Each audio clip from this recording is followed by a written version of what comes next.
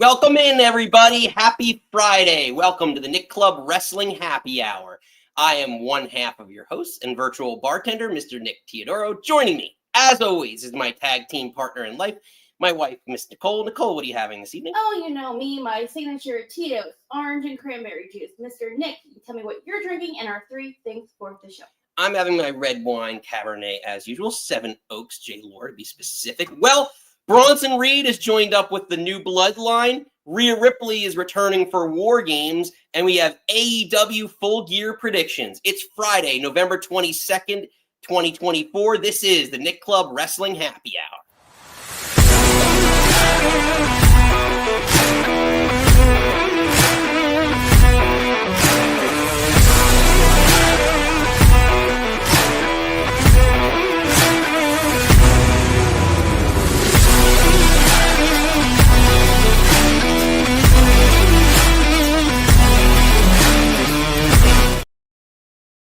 Welcome back in. Happy Friday, everybody. Happy Friday, Nicole. Happy Friday. We made it, thank God. We did. Ugh. We made it here in one piece. It's been a week. It's been a lot, but I'm proud of you. Everyone's proud of you. We're proud of each other. We did it. But we're here, and now we are ready to talk some wrestling. Tonight is going to be a very AEW-focused event, or show, I should say. Event. Well, every show is kind of an event. We are an event. We're our own event. We're a main event, Nick Teodoro. The Nick Club event. But we are going to discuss more of the AEW Full Gear, which actually resides in New Jersey, our home state, tomorrow. So that'll be a very heavy focus. But we will start with our WWE portion. But first, we always like to start with our very new section, our news section. It's called Nikki's News.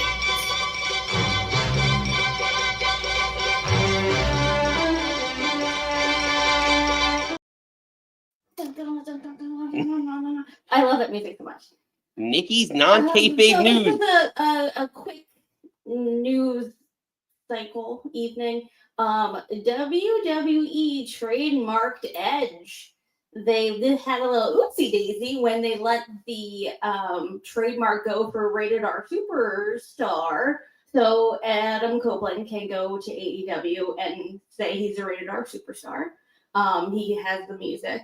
But I think they want to put a kibosh on that because I don't think they want him to call himself Edge in AEW. So they trademark that, the normal trademark that's like wrestling purposes, likeness, merchandising. I think obviously they don't want non-WWE merchandise with Edge on it. And I'm assuming probably the video game. I don't know. Well, see, the positive WWE fan in me was like, "Oh, Edge is gonna come back. They're trademarking it because they want Edge back." And then like reading more into it, it's like the Rated R Superstar thing where they lost that trademark, and then he brought it to AEW for some merch sales. But like, I don't know, and maybe I never really looked into this, but I don't know how many like Legends like sales happen. Like maybe like aside from like the Stone Colds and maybe the Shawn Michaels and the Rocks of the world, like. But like those legends that retired that still sell their stuff on WWE Shop, like I don't know, like how many T-shirts are being sold of Edge still to this day, like after he's long gone. You know what I mean? I honestly don't know. And then I don't know. Obviously, I actually wore it yesterday. My Adam Copeland shirt that I got through the Pro Wrestling Tees box, or was it the AEW box? I don't know. I subscribe to both. I get too many wrestling shirts.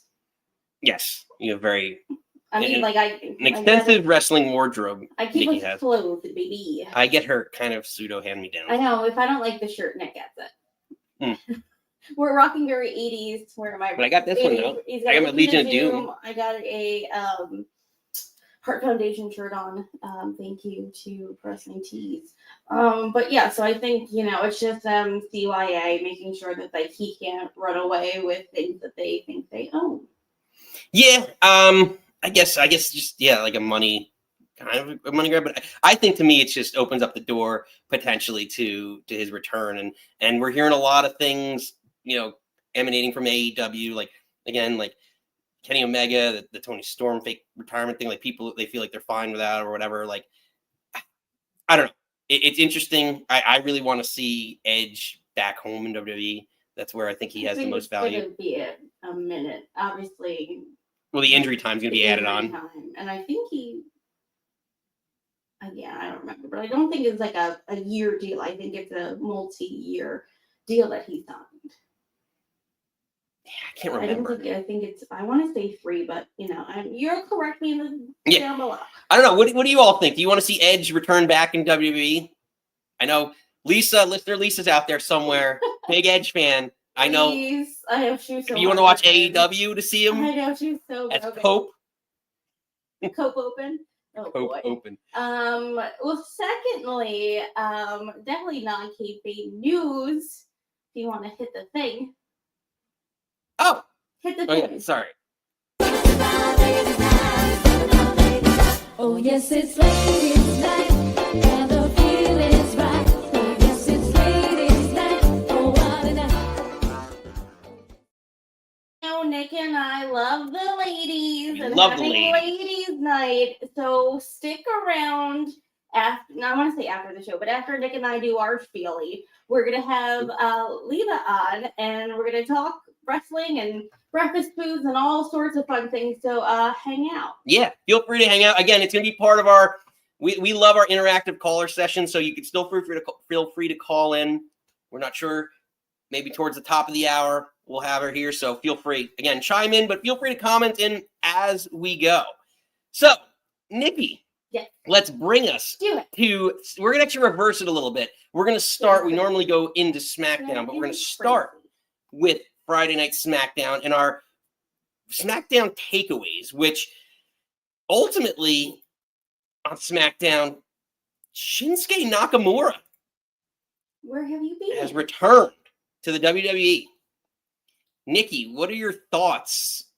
And how did we get here? No, I like him going after LA Knight. I think we talked about this last week, I believe, that there needs to be more. Like, I'm tired of Mello, I'm tired of Andrade. Like, this mid-card belt scene needs a little something injected into it. And now it's Nakamura looking like this more dark, broody, I believe. He had like face paint, like a red stuff on his face, and I'd like to see a darker, because I did not love his Healy stuff, especially him and AJ. I think everyone was disappointed, but he had like a long US run. He did for a while with the Sami Zayn stuff. I think he was involved in all that. And it was like United States of Nakamura.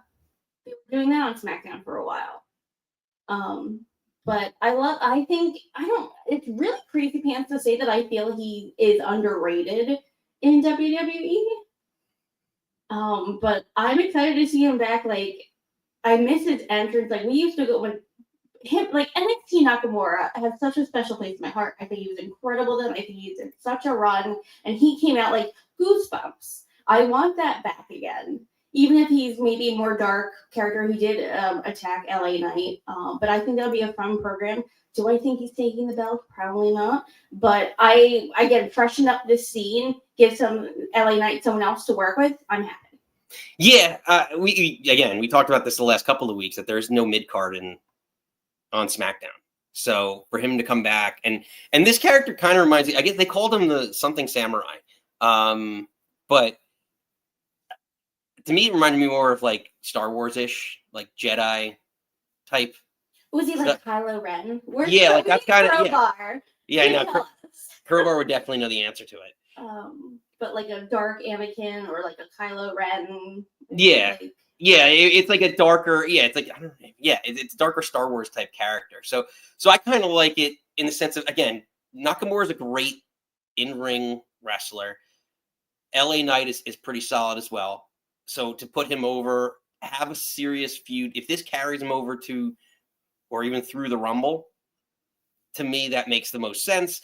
This gives him enough momentum if he's going to carry the title to Mania to have another legitimate challenger potentially take the belt off him at Mania.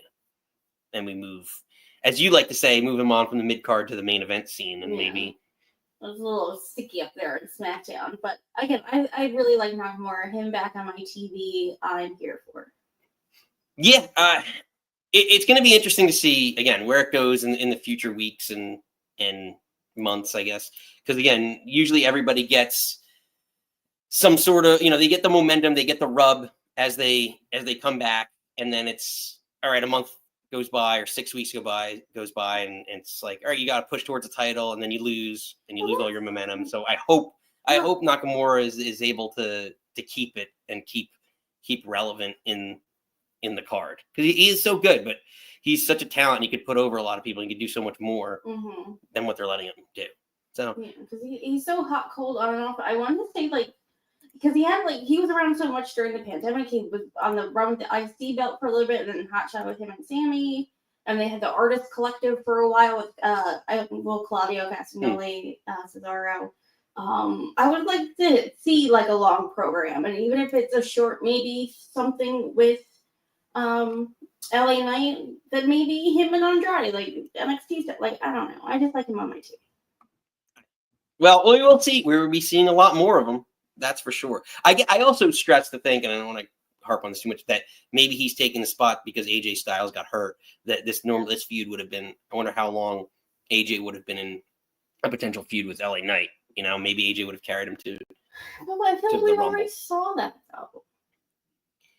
I would rather see. I think obviously with him the match with Melo, I'd rather see AJ Melo, AJ Andrade. And they'd have to go through AJ to get circled back to LA Knight. I was hoping that was the plan in the 7 series or 100 series between Melo and Andrade. Yeah. I don't know. We're going to, I mean, I think I get the feeling that they feel like Melo's not ready and Andrade, neither of them have enough momentum to do anything to me. So that's what I was hoping with this stuff with it. I don't know. But we move along. So later in the evening, we are going to touch on what happened in the main event, because there is a lot of bloodline drama that bleeds its own blood into Raw. That bleeds into Raw. So we're going to go into Monday Night Raw with our Raw takeaways, where the big news of the night, Rhea Ripley is back in town. Or back in black, I should say. Back in black, I hit the side. I've been too long, I'm glad to be back. Yes, I'm let loose from the news that's kept me hanging about. I've been looking at the sky, cause it's getting me high. Forget the hearse, cause I'll never die. I got 9 lives, capsized, abusing everyone, and let me run it wild, cause I'm back. Yes, I'm back. Well, I'm back. Yes, I'm back. Yes, she's back, all right. Oh. Rhea Ripley is back in town. That was beautiful. I love the line. It's like 9 lives, cat size, and just like she looked like amazing when she just come out. I know she's wearing the thing. I think it's better than Undertaker's Phantom of the Opera mask, but just comes out ready for business. It's badass. It looks pretty badass. Like, oh my god, like she doesn't look badass already. Put this thing on her. She comes out. She's like, "Whoa, games, bam!" And it's like, "Get it, girl." I'm actually maybe thinking back. I think this may be the most exciting. Oh, Lisa, yes. Lisa is here for ladies' night. Yeah, lady in the house. But yeah, no, she looks phenomenal. I think what I was gonna say is like I don't remember a ladies' war game that I was excited about, but this one feels juicy, and I feel like there's so many stories and things that can happen, and like looking at it, kind of the most diverse looking cast of characters of live in the United States, and you have Rhea, who's an Aussie, and then you got like Bianca and Jade, and I'm excited to see Io with her trash can jumping off the top again. Like, it's just like crazy how this women's division is like. I think it's so different. Like, we have like a really good core group, and I think it's, as much as I love Becky and I do love Charlotte, like it's nice to see like this kind of crop kind of rise up and get this a spotlight, and I'm super excited about this. Yeah, I again, like Rhea is such a megastar. We thought that she'd be out for a while, so her being back for this match is important. It adds so much more to Survivor Series. The only thing I question is, we kind of talked about this when she first had the injury, is, did Rhea Ripley return too soon? Because again, you had the opportunity where Liv and Raquel could have been tag team champions. You could continue to put Raquel over along this line. You could have thrust somebody else into this storyline. Someone else from Damage Control, like Dakota. You know, I agree with you. We talked about this last week. We talked about like wanting her to come back at the Rumble and make a shock debut. I think this was, even though it kind of was a little spoily because it was recorded. I still think this looks great, and I do think to protect her, I don't know if next week they do like a match to see who has the advantage going in. I think on the Goody team, she'll be the last one going in.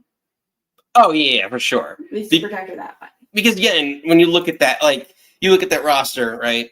Well, I guess maybe Jade, because Jade might be too green, but like still, honestly, eventually got to sink or swim. I think it'd be Bianca, Io, Naomi, Jade, Rhea. I'm calling it now. Well, yeah, because Bianca's your or Naomi. Bianca or Naomi. Bianca's your workhorse. You can put her in there, and same with Io. They're your workhorses that you can put them in that can be in the match for an hour. That's fair. I think Naomi's also there too, but you know, yeah, I do like Naomi, but I was hoping her excursion in TNA Impact would do more for her when she came back. No, honestly. Like well, now when I look when you having bangers with Jordan Grace, and now she's just like, you know, Jade and Bianca's friend. Well, now when you look at like the tag team that she had with Sasha, Mercedes Moné, who we'll discuss more later. Yeah, like. Now it's like, oh, it makes a lot of sense. Like they worked really well as a tag team. Maybe they both are just really good in like not as single stars, but just as a tag team. I don't know. Let us know. What do you all think? Did Rhea return too soon, or are you just happy to see her at Survivor Series to add more star power to the PLE? I don't know. I think they just wanted to have her yell War Games in that accent. I'm here for it. Yeah, I tried. I tried to have. I think it's too late. Yeah, I can't add it now. I'm not. That's fine. I had a nice William Regal. Yeah, for next week we're gonna get it in here. But we have a few new drops. So let's see. No, did Cody Len his old mask? He gave it to JC Jane on NXT. Yeah. Maybe he probably has extras. I hope he washed it. Oh.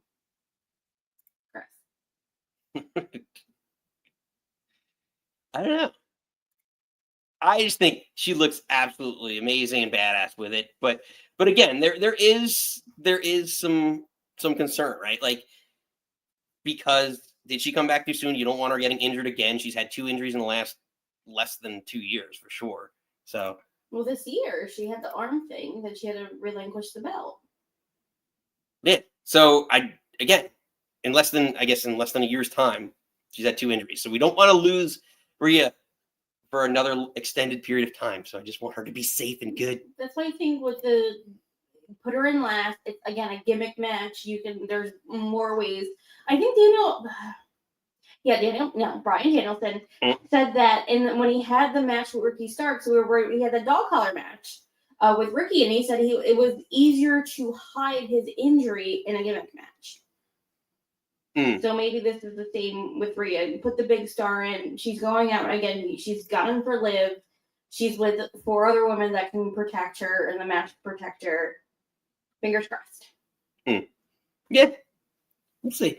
So we move along from a return to a new alliance, perhaps. Bronson Reed is joining up with the Bloodline. Let's catch you up from SmackDown this past week, and which bled into Raw.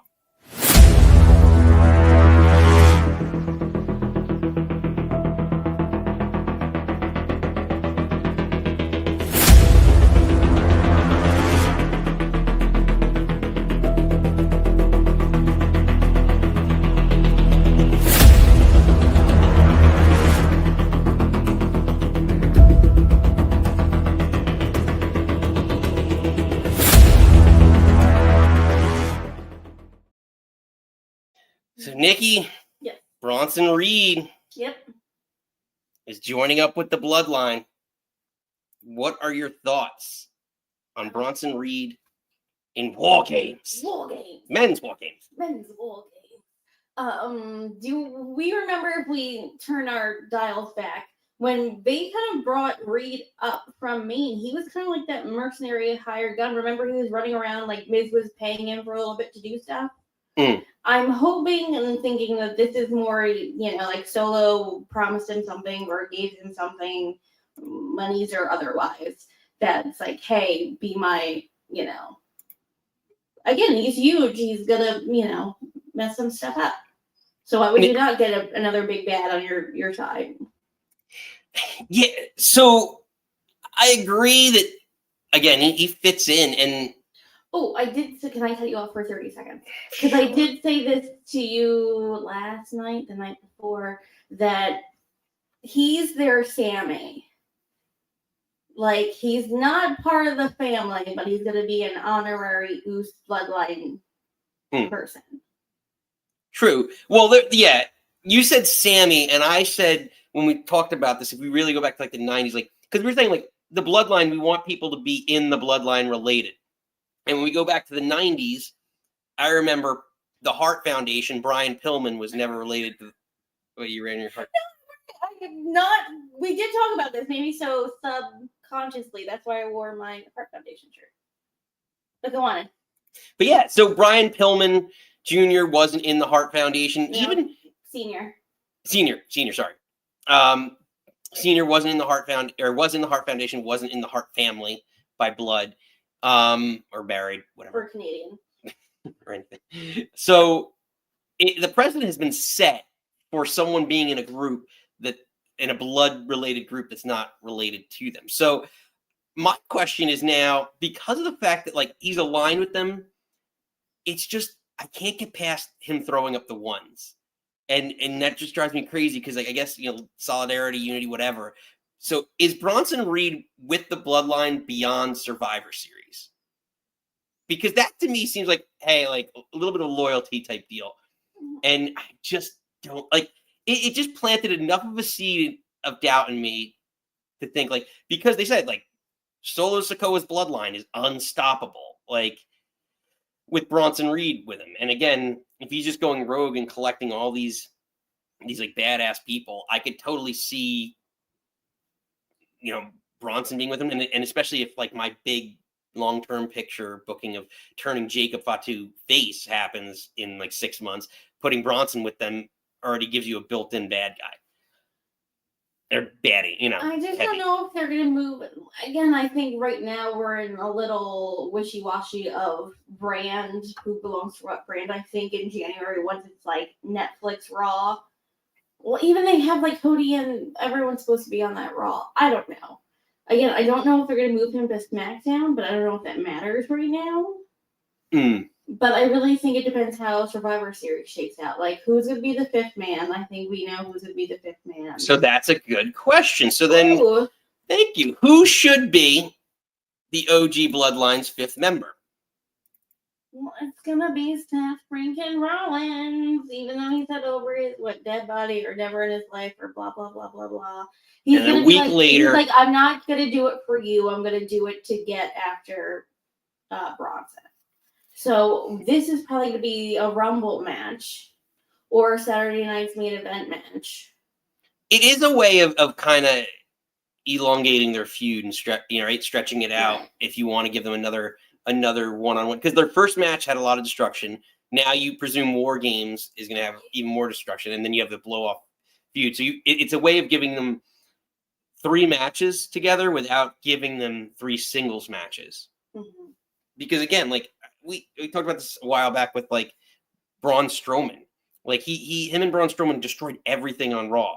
So like Seth Rollins, again, better wrestler, Hall of Famer, but everything he did, like the destruction, it doesn't fit the Rollins mold. So like they have to do a little bit more and to try and make this more grandiose than what you've already seen. Yeah, War Games adds an element. You've already had him interfere in Last Monster Standing. You've had their oh my gosh, was not Bash of Berlin. Was the last Crown Jewel battle. So it could do that. I could totally see that. I just wonder, is it necessary? right? Like, could there have been somebody else? Or is it maybe because we talked about Hikuleo on the show? Is he just too green and not ready? Right. Or he's gonna for this moment appear and help whoever win. I really wish it was just 4 and 4 more family and not bring Reed and Seth into it. But I guess they want to make it fun. I want to get maybe more people on the card. God, those matches are gonna be long. Yeah. Because it's like 3 or 5 minutes, or it depends on the War Games match. Or is it like the first people in are 5 minutes and it's 3 minutes afterwards, and then War Games begins? Like, it's gonna be a long night, kids. Well, yeah. Still gonna be shorter than the AEW pay-per-views. Right now, well, we got great segue because we still have AEW Full Gear predictions. That's what this whole show is based around. That's what I did the thumbnail on. I spent so much time making it all beautiful. So beautiful. And I hope people clicked on it. Click Come visit us and talk wrestling with us. So let's get into it. If you've missed it or haven't been following up on AEW, you're not the only one. We're going to catch you up. I know they haven't been doing great in ratings, but we're hoping that they do better. Competition's great for everybody. So let's catch you up on some of the matches for AEW Full Gear tomorrow, emanating from Newark, New Jersey.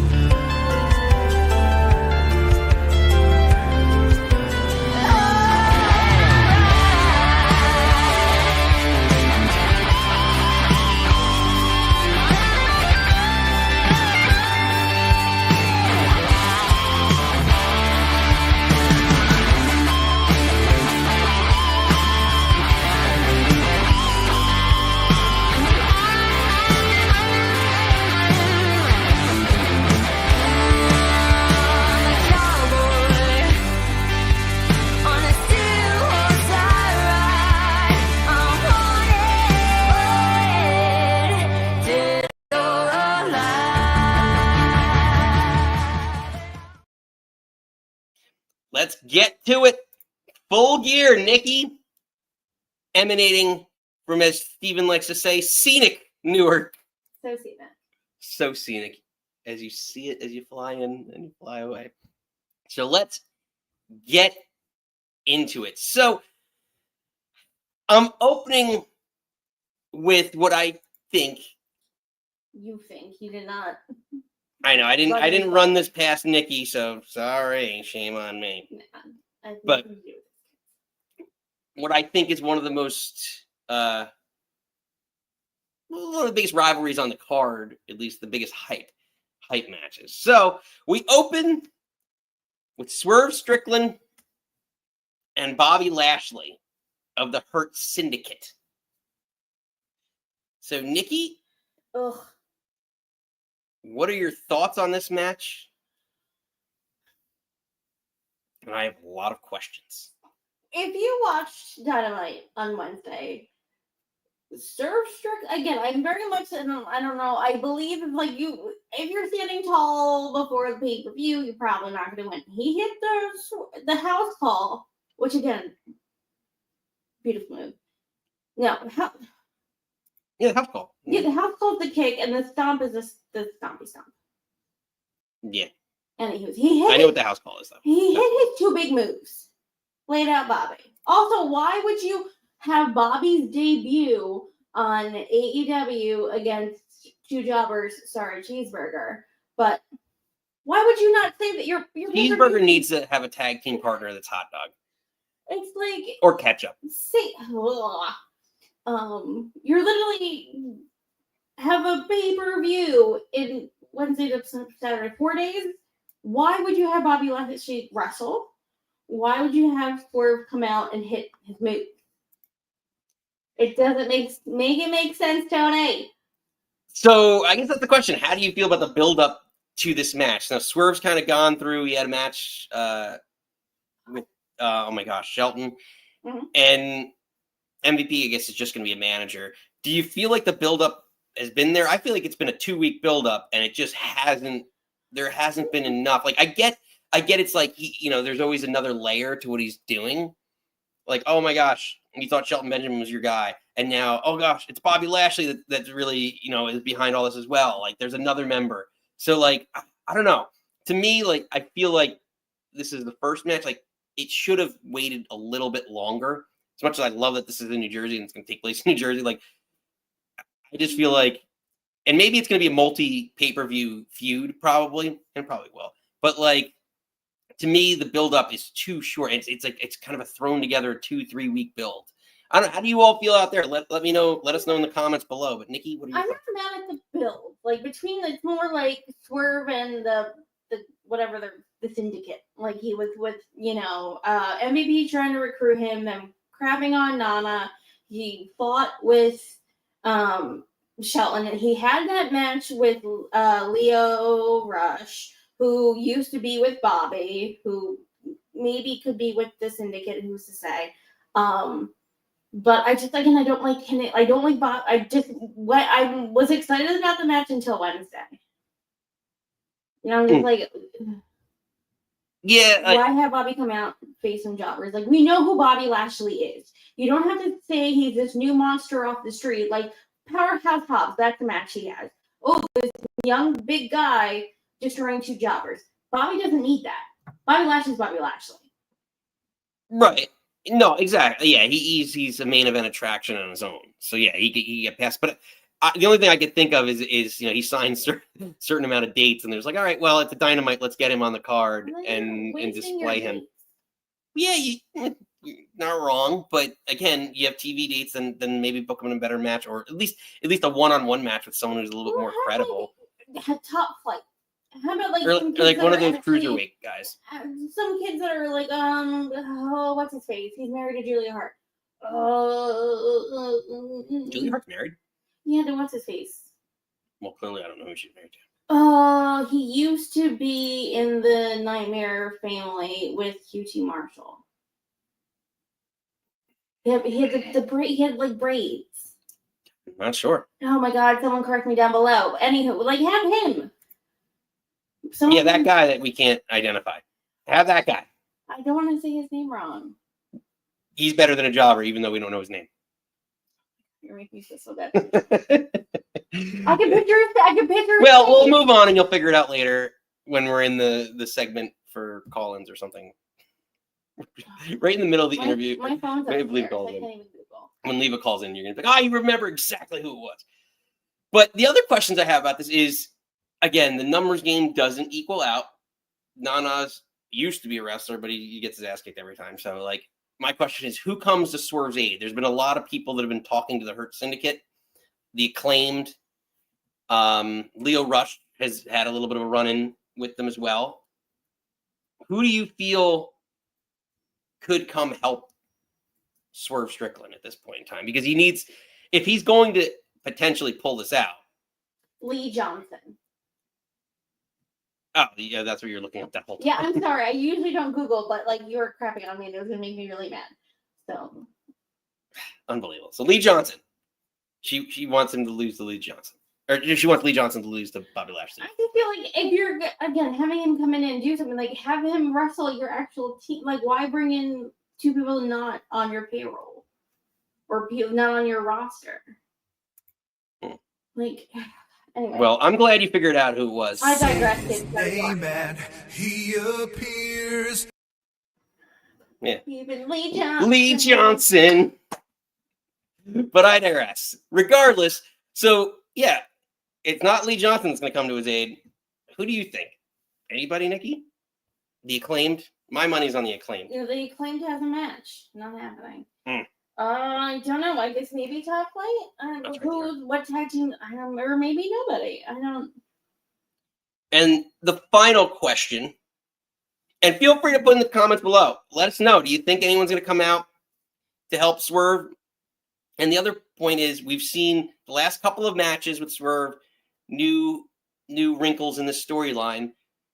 Is it too soon to ask this question? But do we see any new members? Because MVP's been talking to a lot of people to try and join the Hurt Syndicate, including Mercedes Moné. Do we see any new members of the Hurt Syndicate at Full Gear? I don't know. I don't think that, like, Because if you're, wrestling logic dictates, if you're introducing a new member of your faction at a pay-per-view, they're going to interfere.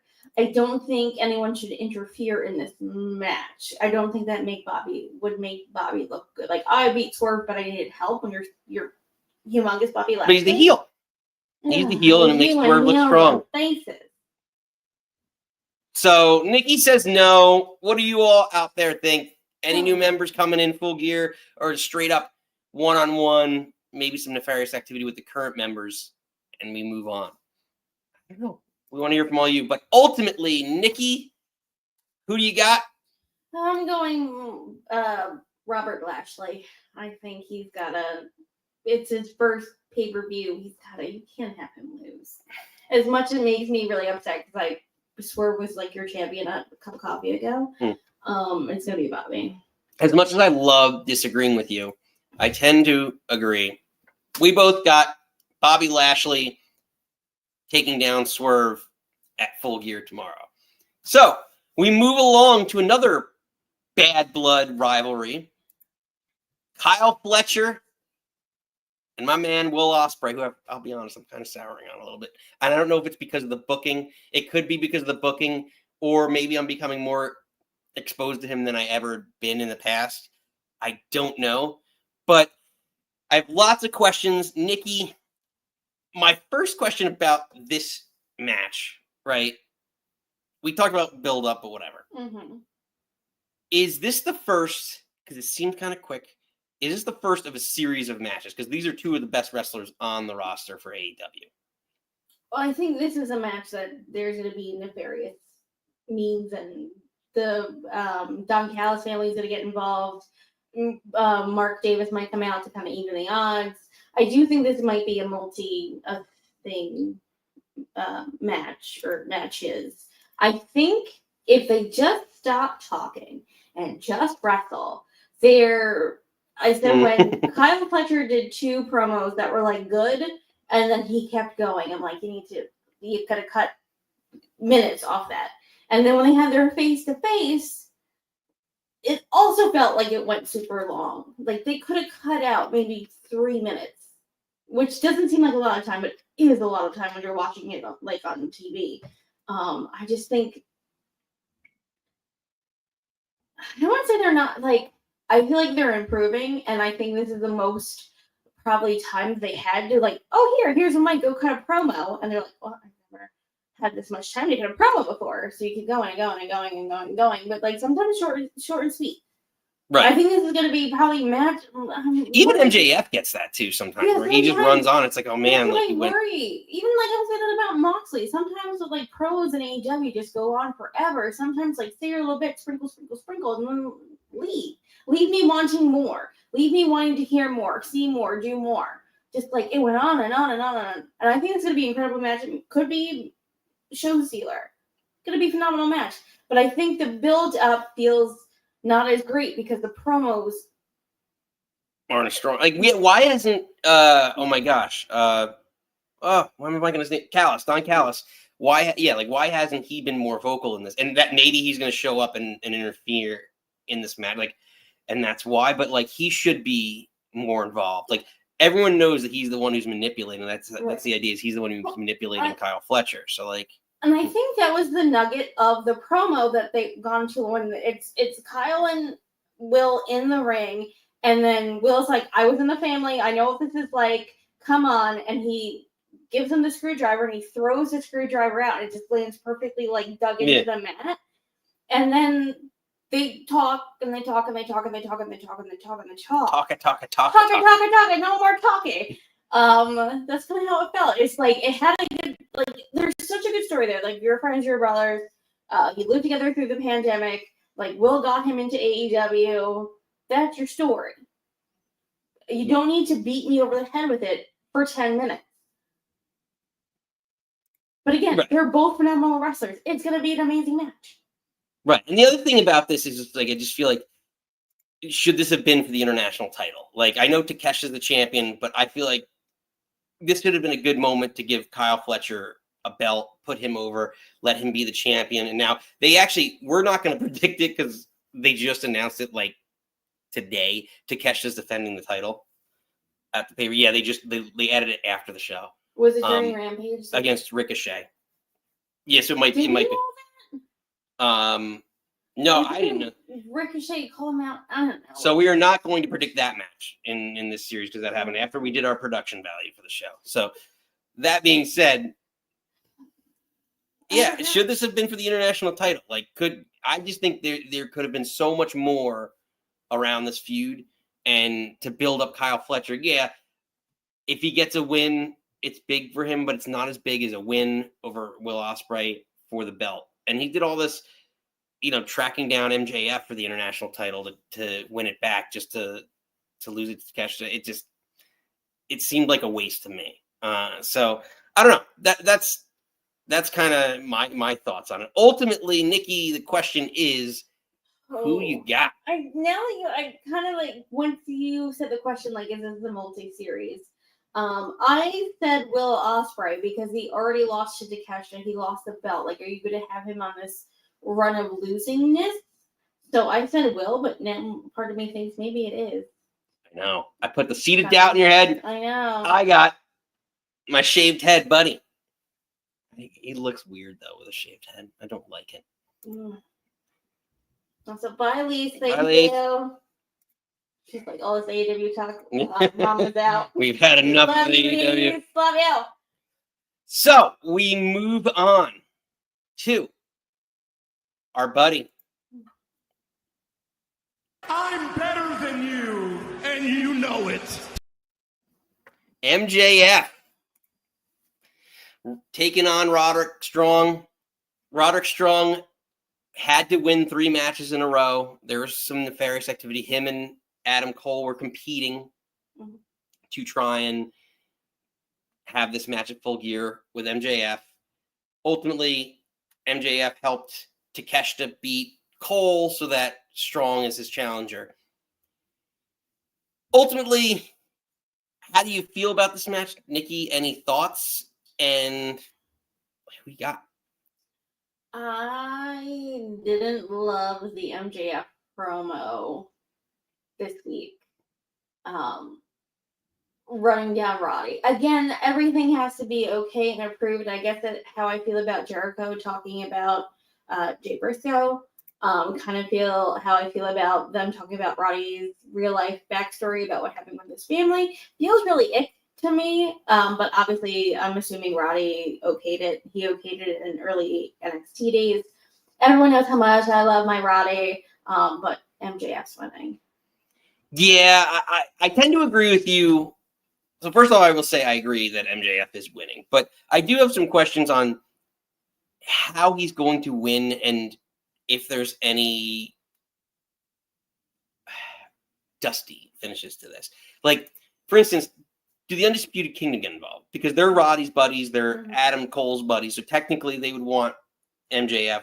This whole thing was for them to get back at MJF and really screw him over. So do the Undisputed Kingdom get involved at all in this match? Because they're closer with Roddy than Cole at this point. Well, does Cole come out, try to interfere or try to do save Roddy, but end up costing Roddy the match? Well, that's the other question. Do we see Adam Cole get involved in this match? I know. It's an MJF match, so you know there's going to be some things going on.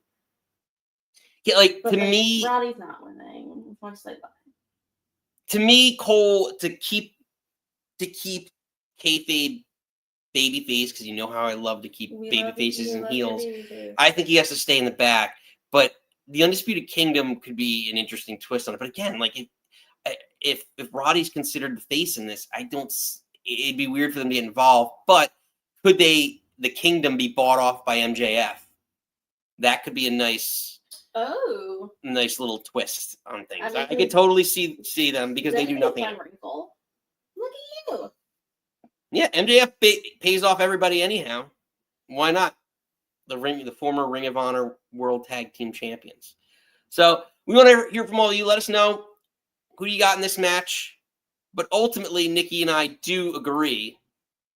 We've got MJF going over to en route, I should say, to his feud with Adam Cole at the next What's the next pay-per-view? It's gonna be World's End, isn't it? Yeah, that sounds about right. Yeah.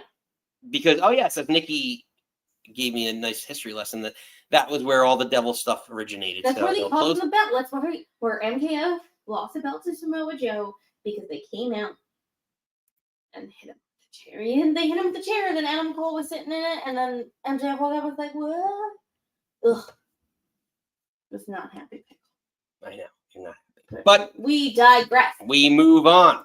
Nikki. Former Jungle Boy, Jack Perry. Now he's just the scapegoat.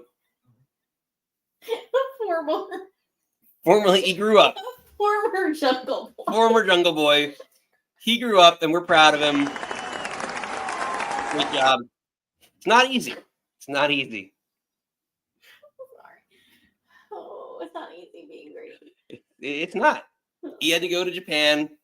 He came back with a longer beard, with a beard and longer hair that he didn't maintain very well. And now he's back, and he's got a belt. One he designed himself too. Fancy. So, Nikki, what are your thoughts? Oh, so apparently, Daniel Garcia and Daddy Magic Matt Menard.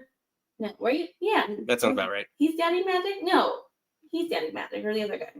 No, yeah, I think it's Daddy Magic Matt Menard. That sounds right. And it's Cool Hand Luke, Ruby Riot's husband. So they kidnapped Jack Perry and beat up his bus. Kind of to play devil's avocado here. I'm going Daniel Garcia because with the Elite working from home, so he doesn't have the backup from the EVPs. We haven't seen Okada.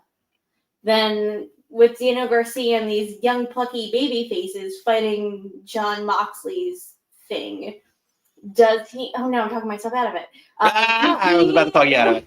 Does he win the belt and be like, "Oh, we're AEW, I win this for the boys"? But then also now I'm thinking that Moxley was like, "Oh yeah, despite what people say, I think you're a good kid. Does maybe Pac or someone interfere in this match and make Jack Perry keep it?" I'm talking myself out of it. I did pick, for all intents and purposes, I did pick Daniel Garcia, but now I'm feeling that it's wrong. So you touched on it. Okada is not around. We haven't seen Okada. And Okada's still his boy to some extent. So I think even though there's some level of the Elite 2.0 being in shambles, I do still think that it's just not the right time to give the belt, even to Garcia. Granted, he just re-signed less than 2 months ago or whatever it is. I think they love their pillar, Jack Perry, even though I don't necessarily feel he is one. And in my opinion, that's who I'm going with. They're not taking the belt off. The former Jungle Boy. To me, Daniel Garcia feels more like that young kid pillar than, the original four. He's definitely gotten more over than Jack Perry, I would argue, in the last year. That's how I feel about the Young Bucks are gone. Okada's gone. This kind of him being the scapegoat with Punk, we're a year out from now. I guess this War Games will be Punk with WWE for a year now. Can you really keep riding this? Is it time to put Jack Perry on the shelf for a little bit? Yeah.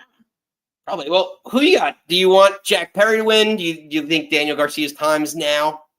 He's kind of like a John Cena in a weird way. I don't know. I'm rooting for him. I'm rooting for Danny. I know. I just don't see it. Danny, pull the pipes.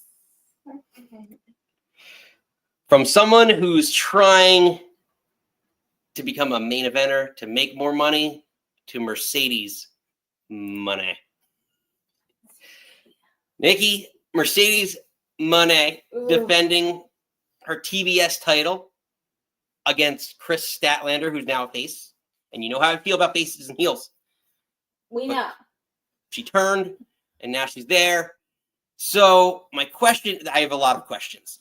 First, lots of opinions. How do you feel about the build-up to this match and everything that went on? Like, what are your feelings on this? And the second is about Miss Camille. Everything about this is dog shit, and I hate it. My same feelings with Bobby Lashley and Swerve. Why is Chris Statlander hitting Saturday Night Fever on Mercedes Moné when she's going to fight her for the belt in 4 days for the belt at a pay-per-view? Why? Because she's a transitional challenger, in my opinion. I hate it. And they're not building her up correctly. And I get the feeling, not my particular cup of tea. I think she's okay in the ring. She's pretty good in the ring. But like, I know Chris Statlander is very, very popular in AEW. So I get the feeling Tony's trying to push her in matches, but he's not pushing her well at all. Like he's See that? Sorry. The Dungeon dropped in. Yes, it will. We're working on new drops as a day. But that again, I don't know that, like, it's like develop. You have to do character development. There's no character development with Chris Statlander that I've seen. Like, she was the alien, and then she's like, all right, I'm not the alien, I'm taking the paint off. And then she's a heel with Sterling. No. Oh my God. Stokely Hathaway. Yeah, Stokely. So I don't want to cut you no, off. but it's just like she's gone through gimmick after gimmick, and it's like, I don't know. think that's the problem. When she hurt her knee the first time and came back, and then she took the belt off Jade Cargill, it was like, and that's the thing. She should have took the belt off Jade earlier, but again, got injured. Came back, and everyone was like, "Oh my God, like this is gonna be it." And then she had the belt, and it was not great. And then she dropped the belt to Julia, and I want Julia to come back and take that belt back. I love Julia Hart. Then the thing with Willow and Stokely and whatever that was, and they immediately broke them up, and now she's feuding with Mercedes. Again, I agree with you. There's really no character there, but like her in-ring work is there. So it's just like, I just feel like the stuff with her feels so forced. Like the other week or 2 weeks ago, when they like went through the shamrock sheetrock wall that felt stupid, and then like again your question about Camille, like Mercedes is making Camille look stupid, and I know Steven has said that since like day one. It's like, why are you making Camille do this? And we're like, oh no, it's so happy, like it's gonna be great. Steven, it's dog shit. I hate it. So that begs the question, not to cut you off, No, but please. you touched upon it. Does Camille turn on Mercedes Moné? She's got one arm now, and I don't know on honestly if that's kayfabe or not. I feel like it's not kayfabe. I don't know. I don't know if I missed something. I'm not sure. I don't know if something happened on Rampage or Collision, because I'm unfortunately I really don't keep up with Collision as much as I should be for this. But on Saturdays I just want to sleep. That's every day. No, so I don't know. But I actually think she looked really, Camille with short brown hair looks really cute. But I don't like her with Mercedes anymore. Like I hope, like I don't know if she's gonna. I don't know. When do you? Because I don't think she'll turn on her for Mercedes to drop the belt to Statlander at this point. Right. But I want it to be soon because I really don't like. Well, what if she wins and then after she turns on her because Camille's the next challenger? Because Camille should be the one to take the belt off of her. I would love that. When does that movie come out, or is it already out? What movie? Steven, you're gonna correct me because I'm wrong. It's the movie with the old timey wrestler lady, and then they're all in it. We were talking about it when she got signed, and why they didn't sign her right away. It was because she's doing this movie.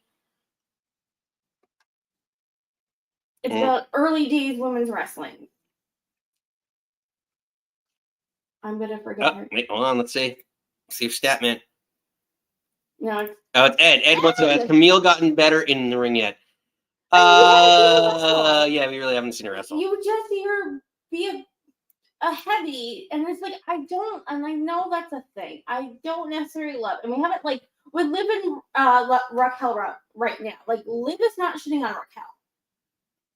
Like, and how long was like HBK with Diesel? Like, you don't shit on your heavy within like the first. I know, it's not long-term storytelling. That's what I'm saying about even the build-up, like the Kyle Fletcher stuff. Like the build-up to the matches haven't been, even the Bobby Lashley stuff. It's been, to me, it's been short. So again, I don't see it. But again, maybe after this match she turns on her. I'd like to see Camille take the belt off of Mercedes. I just don't know It's like if it's going to be at this point or she's still going to get abused. Because if you don't do it at this point in time, to make it at risk of making it anticlimactic, you have to do it at another pay-per-view.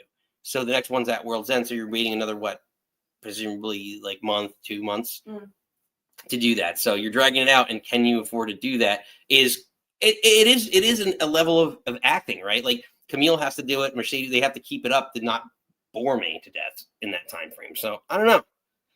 It'd be tough. It'd be tough to drag it out, but you could do it. Yeah, to like Ed's point, I think like Ed said Camille's a worse Jade Cargill.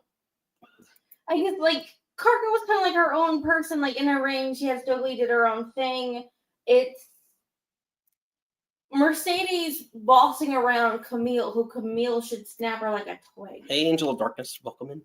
Welcome. Hello, Dr. My old friend. I just feel like they don't. Maybe same with Willow. I don't know if Tony right now knows how to book bigger, stronger ladies. I don't know if he knows how to book ladies. Well, that is a good question that Let's put a pin in that for later. Yeah, that is a very good debatable question. But Nikki, ultimately, who you got in this one? Ugh, Mercedes. I do too. We move along to the tag title match. I'm calling it a fatal four-way. For the AEW World Tag Championship. I don't really have much notes on this, to be perfectly honest. Any thoughts and who you got? So, quickly background, obviously, the Young Bucks EVPs put the belts on the line with Private Party. If Private Party didn't win, then they had to disband. They win, the EVPs are going off to work from home.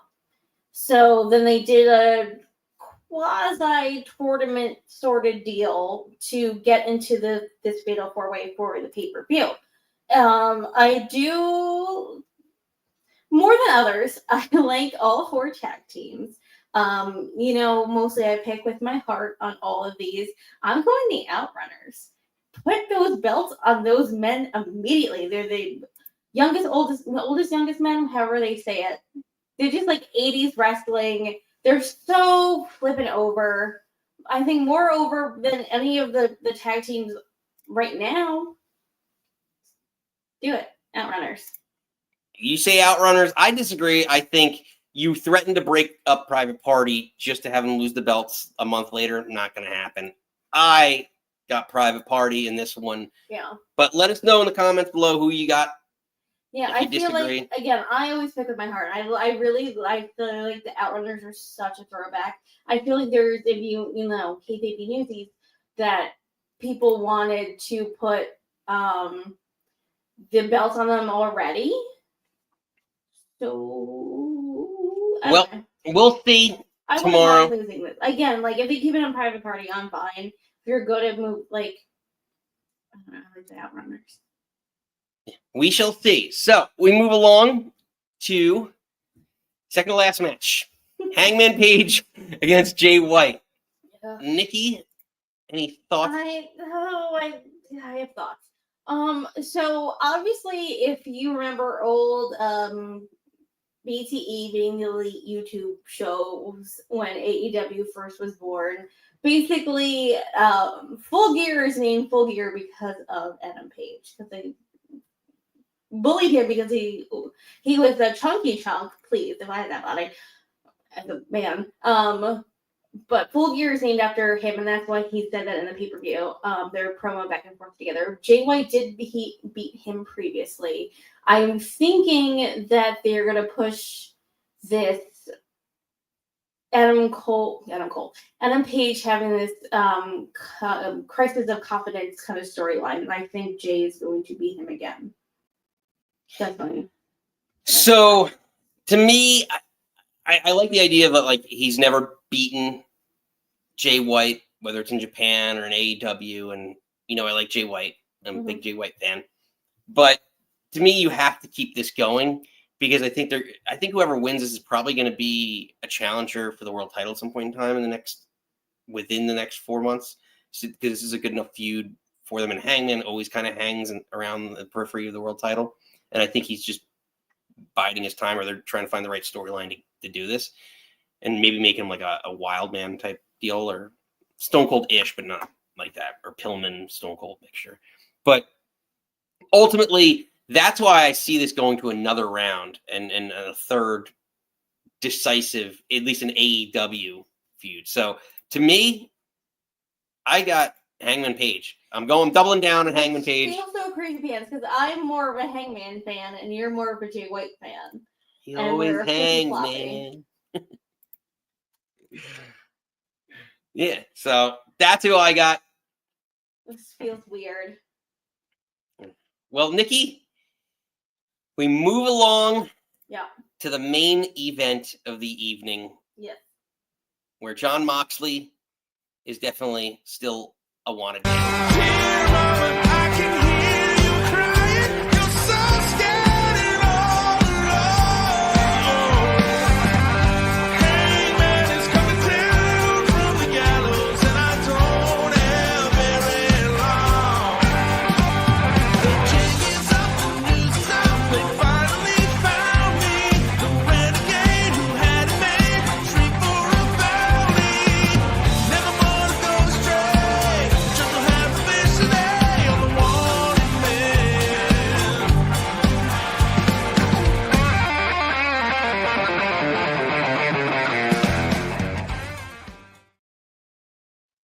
Nikki, Jon Moxley, the Renegade, the wanted man. I just have to quickly say they did him dirty. Jon Moxley looks like he's the murder grandpa in this. What is happening in this photo? But Murder Grandpa 2.0 is keeping the belt. So the question is this Orange Cassidy's big career moment? Is it his moment? No, I don't think they're not dropping. They're doing this whole, we're changing the, like, NWO, we're changing the world, you're Death Riders, we have this whole big thing. Like, you're not dropping the belt already. I think it'd be a great match. I love this new fight from OC, but I don't see Moxley dropping this now. Yeah, so I guess I tend to agree with you. I don't think OC, I think OC, we're talking about transitional challengers. Like, I think OC is the transitional challenger, and Darby Allin is going to do something in this match.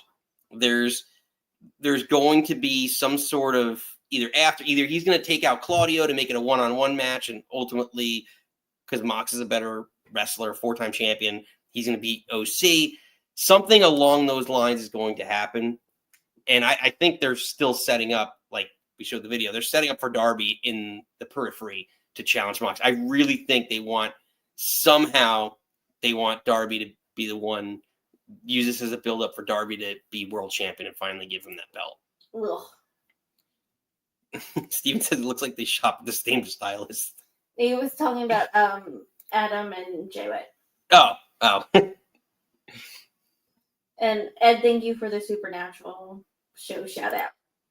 Nice. Yeah. So ultimately, I think here they're going to continue this hostile takeover, right? Mm-hmm. And I agree with you that this is Mox's moment, and he's going to ride this out until potentially Darby Allin, as the next challenger, beats him. The next credible challenger beats him. I'll use that term loosely. But the Death Riders are going to continue to run roughshod on AEW and build up this group, this hostile takeover. So eventually, someone's going to stand up to him. It looks like it's going to be Darby, but it could be somebody else. It could be someone, an EVP. Goodbye, and good night, bang. That sounded very low. It did sound low, but we'll figure it out. So we'll figure out sound as we go. But that being said, we tend to agree. Let's take a look at our overall predictions before we open up the phone lines. It's a little lower. But Nikki and I agree on Mox, Mercedes, MJF, and Bobby Lashley. Where we disagree is the Hangman Jay White match, the tag team titles, TNT title, and the Will Ospreay match. So what do you all got? Let us know your predictions. We want to hear from all of you. That being said, Nikki, are you ready Always. to ring the bell? I don't get hype. I stay hyped. All right, let's open them up. Phone lines are open.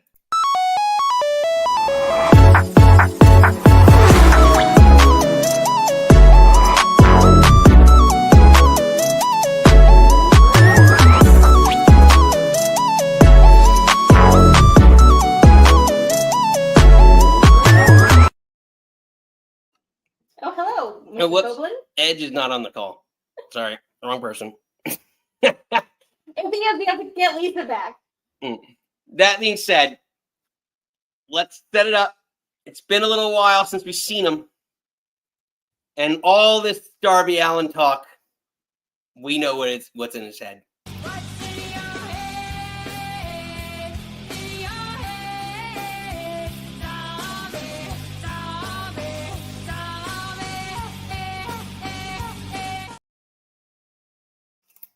Ed, Hello. welcome back in.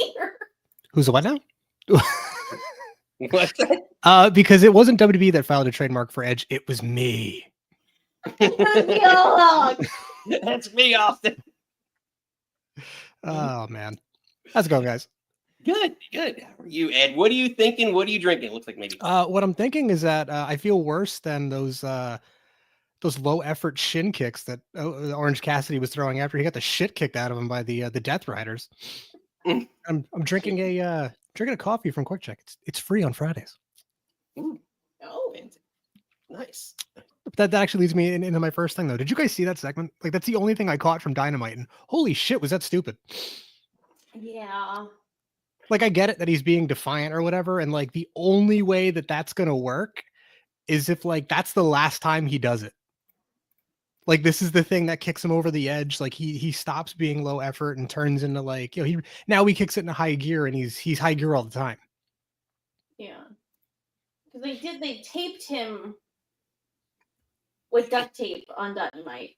So they taped his hands in his pocket. So I'm hoping That he's too, you know, or he's got PTSD to put his hands in his pockets now or something. Like I don't know. And like if John Moxley, you're world champion 4 times, I'm taking over the company. You're supposed to take the company back from me, and you're doing your comedy kicks. Yeah, yeah, you're doing your PWG comedy shit. That like, listen, that works in a like the VFW hall in Reseda that they were running. You know what I mean? Mhm. Like their crowd's just as big as when it was over there now. Like, Yeah. No, it's true. Again, like if you're gonna try and turn him into some sort of serious main event talent, yeah, you can't do any of the comedic crap. You have to actually be taken as a legitimate. Yeah, and like this is the story to do it, and the guy's got the talent to do it. Like it's frustrating. Like as a pro wrestling fan, watching that shit like pisses me off. And like I don't get mad at wrestling too often because like, you know, the shit's like, oh, it's fake. Don't say that. It's, you know what I mean? Like it's a bunch of people in their underwear making mean faces at each other. It takes place in a universe where stomp punches is a legit martial art. Like it shouldn't make me mad. But watching that, it's like it's the dumbest shit. It's so dumb. And I like Demon Finn Balor, so like trust me, I like dumb shit. Come on, when he transformed and then like I don't know, Roman threw him off the top rope or something, and then all the music stopped and then the lights came back on. That was like the dumbest thing ever, and I loved it. Did work Ethan. No, it's a fair point. I guess, yeah. Like he just you need to eventually just be taken seriously and like look like a legitimate fighter if you're going to be a main eventer. No, there's not going to be any joke. There's never like the only joke champion was David Arquette. Like, and even then, I understand what they were going for when they did that because they were losing viewers and we're like, hey, this guy is in a movie. Let's, you know, maybe the casual audience will check him out. Yeah. Exactly. So, you know, well, and that's what I worry about with some of the Tony stuff is that just like, hey, like to point like Lashley, we want to get him on TV against 2 jobbers because hey, we'll get a rating, we'll pop a rating for a Wednesday night. That's what I worry about. That's the only thing I worry about is it's like don't don't stretch because you're hurting and you're booking it for the ratings instead of the storyline. You just have to through. Ed, what else you got for us? I mean, at that rate, if you're going to book for the ratings, just have just have Moxley start shooting on Big Boom AJ's kids or something. Like, don't actually do that. That's not good. No. Oh, what else do I have? Have you guys been watching Karrion Kross's socials at all? No, you keep saying to do that. Do it. I only watched the one after Miz got abducted. Which was fantastic. The last thing I caught from them today was Scarlett and him were out on a mall, and she's like, "Babe, like I really want to go to Zales. Like, what are you looking at?" And they pan over, and he's staring daggers through Mall Santa. like he's gonna go murder Mall Santa because like Santa's here in the flesh. It's incredible. But like that shouldn't be more entertaining than your main event feud over in AEW. Like, I'm sorry I can't let this go, but it's so stupid. Yeah, I wonder if Cross would have ever because there was always those rumors that he would be with the Wyatts, and like if he was ever with Bray when Bray was alive, if the new integration of what the Wyatt 6 was supposed to be, if he was part of that, I often wonder what he could have been, because like again, like I think he's a borderline main event guy, but he's definitely a solid mid carder, and he could get enough of a rub in that group. Like the Killer Cross gimmick was great. It would have been like literally what Dexter has is what he could have been. He would have been Dexter in the group. And you know what? I think that's a waste for him. Because he's charismatic. Like the guy can talk. Yeah, exactly. Yeah. It's a shame. It's a shame. Ed, we got one other call. Last shot before we let you go. If you want to come back on, we do have a special private event. Ooh. But as a regular, we let our regulars get away with a little bit more here. So if you want to hang on the line, we'll see if we can pop it in. I just might. Not the last thing I got. I mean, you guys already know. Darby Allin sucks. He did it. He said the thing. He did that thing. Your bingo card. Ladies and gentlemen, Ed. Hopefully we'll be back for the later segment for our special guest. As we said before, tonight is a very special night. Tonight is ladies' night. Oh yes, it's ladies' night, and the feeling's right. Oh yes, it's ladies' night. Oh what a night. Meet me after. All right, let's bring on not a lady, wrong intro, but I mean a regular nonetheless. Hold on. No, we're going to do this drop. I can't just yell it. Oh, that was the wrong one. Here it is. Say his name and he appears. I believe in Steven. Steve! Hello, do I have to talk fast? Potentially. Well, you got it 2 minutes. We have the Royal Rumble clock too now. So I could run that. Okay. All right. First of all, the name of the movie you're looking for was called Queen of the Ring. Oh, there he is. She plays too. I want to say Meredith. No, it's not. And it's already come and gone, unfortunately. Oh, Jesus. Wow. It was out. So it was out very, very briefly last month for literally in a couple of theaters for a couple of days, and then that was it. I thought it was like a Netflix. You know what? It may end up being that, but Netflix likes to run their movies in like a limited release for a week. Okay. Even their big titles. So you may see it on Netflix or Hulu or something soon. It's 3 hours from what I hear. Oh my God. I don't know if I got that kind of time. I love wrestling, but even the PLEs sometimes that's a lot of time. Anyway, Steve, what else you got for us? Okay.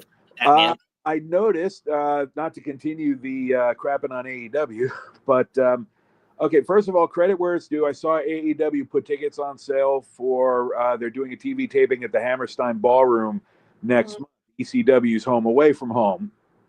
And kudos in that's finally a venue that matches the size of the crowd that they've been attracting lately. So that place, if they get the the amount of people that they've been pulling lately for their shows that they've been having, then it's gonna look pretty full and be pretty exciting to watch.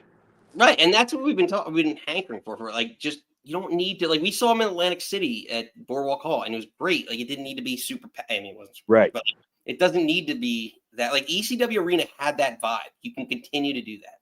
Yes, but two things to worry about is that they don't have anything on sale for any shows on sale for the new year, other than the two big stadium shows, the one in Australia and the one in Texas, and Forbidden Door. They don't have any shows for any TV tapings on sale for 2025 at all.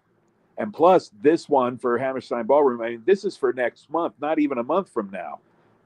Yeah. So it kind of begs the question, what exactly is going on? So I know the rumor was that they want to plan to run smaller venues, and they've been doing bigger venues because they were saying that they've been doing the bigger venues to have the two tunnels. And I'm like, I don't know how much. You don't need two tunnels. Your babyface and heel tunnel is not doing. I need to stop doing that hand motion. I don't know how much that's doing for your show. They don't need two tunnels. I mean, WWE doesn't use two. I don't know any other show that uses two tunnels, and that's not a thing I think people first think of. Talk about AEW is the two tunnels. Fair enough. I mean, Steve? Yep. Go ahead. Oh, sorry. Go ahead. I mean, maybe they're planning a residency somewhere like Daly's Place, but I mean they have Impact coming up very quickly behind them in terms of attendance at their TV shows. So, no, that's a fair point. Well, Steve, you made a lot of great points. I hate to cut you off. We have a very special guest on the line. Steve, we appreciate the call as always. But as tonight we are discussing AEW, joining us is former AEW wrestler, former NXT talent. Ladies and gentlemen, Miss Leva Bates. Leva, welcome to the show. Oh, I think we got you on mute. We're having some audio issues here. Who was muted? I don't have her muted. Hold on, we're gonna pull her out and pull her back in. Give me 1 second here. It's a little technical difficulties. We know this is normal with our live feeds. This happens every once in a while. Let's try it again. Check. There we go. We got you, Leva. All right, cool. There you are. Hi, everyone. Hi. Leva, welcome to the show. Hi. How are you? You're doing great. Happy Friday. Happy Friday. Happy Friday. It is Friday, isn't it? Yeah. It took all week to get here, but we're here. There we are. Well, Leva, we appreciate the time. We know you have a lot going on, so we want to hear all about it. But we call this, we have special guests. We call this Ladies' Night here. So, Nikki, ladies first with our questions. I'll let my wife here take it away. I know. I like to start with like our origin story of like what turned someone on to wrestling. Is there a show, a wrestler, a pay-per-view that you saw? You're like, oh, this is my jam now. I need to watch this and do this forever now. So how I got into it, I just always liked it. I don't remember there was like one specific moment. I liked it when I was a really little kid. I used to be babysat by my grandmother, my granny, as we called her. And she had a next door neighbor that had a little boy that was like a year or two younger than I was. And we would always like hang out and play, and we would always watch wrestling together. So those were the first memories of watching wrestling was with him. So now, was it them that got me into wrestling, or was it me that got him into wrestling? I don't remember. But we used to play with his toys. We had like the big rubber. He had the big rubber ones, and then like the little action figure ones that were like plastic and had like some sort of motion. Arms up and down. Yeah, something like this. So we would play with those. For whatever reason, the rubber ones were older, so we would like try to chuck them over the house, see if we can make it over the house to the other side. So sometimes, I don't know, John Studd might still be on the roof of his house. I'm not sure. He's So caught in a gutter somewhere. he might be somewhere. But yeah, no, I remember watching it that young, like probably 5 or 6. And then I remember we even went to like a local wrestling show that was happening right down the road because my grandmother lived in a little neighborhood, and you like back in the day, like they're like, here kids, walk around and just play outside, you know. Yeah. So you're out of the house and play outside. So but we would walk around the neighborhood like unaccompanied. And I remember going, I'm pretty sure we had someone that took us to the wrestling show, but it was like right there, like across the street from the neighborhood in like some sort of like armory center, like I don't remember, like Eagles Club, one of the like weird little like places that hosted like a local wrestling show. We would go. I even have, I mean, I don't know if I still have them, but like Polaroids with some of the wrestlers as a little child. So yeah, I've just been into it as long as I can remember. And then like puberty hit. And I was like, I can't like wrestling anymore. I'm not supposed to like wrestling. That only lasted for like a year. Yeah, that only lasted for a year. And I'm like, I saw a crazy multi-man luchador match on WCW. And I was like, this is crazy. I don't remember this being like wrestling when I would watch it. And I'm like, you know what? I like wrestling. Screw it. And I just started watching wrestling. I had a lot of guy friends anyway at the time. So we would just like hang out and watch wrestling. I would ask mom, like, hey, can I have some of the guys over to watch wrestling? Ends up usually like be a party of like 20. Mom's like, you didn't say this many people are coming over, but we'd always have people come over, and it was like the Monday Night Wars, and we would just hang out, wrestle each other, break a lot of mom's furniture. Try not to tell her, but she knew apparently. I just didn't say anything. So yeah, I've just kind of always, there's not really one moment for me that really was like, this is it. Probably the one moment that brought me back from my, I can't like it, I'm not supposed to like it, you know, was a crazy, I remember Rey Mysterio, La Parka, some other people were in this match, and it was like, they were flying everywhere. And I watched, you know, the old WWF where it was like, you know, just the most fly you got was, you know, Superfly, Jimmy Snuka, you know. So who flew and was wonderful, don't get me wrong, but like I had never seen like luchador wrestling at all. So I was like, what is this? This is wild. And then the storylines were kind of crazy. I remember at one point Val Venus got his penis cut off. So we were like, what is happening? And then, you know, factions were happening. You have DX, you have NWO. And we're like, what is happening? So it's just it was a wild time in wrestling, and it got my attention. So it kept me in.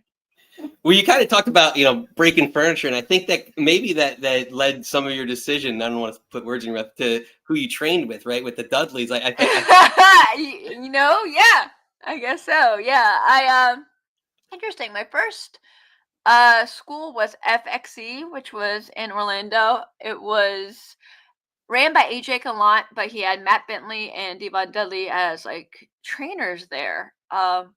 Fortunately, it did not last very long. There was some sort of internal things going on between AJ and his, was it wife, girlfriend? Anyway, they had to close the school. And Devon was like, I'm going to do my own school. And I'm like, well, you're the one that's been everywhere, and I know really well. I'm going to follow you because I want to emulate, you know, I want to follow the guy who's made it.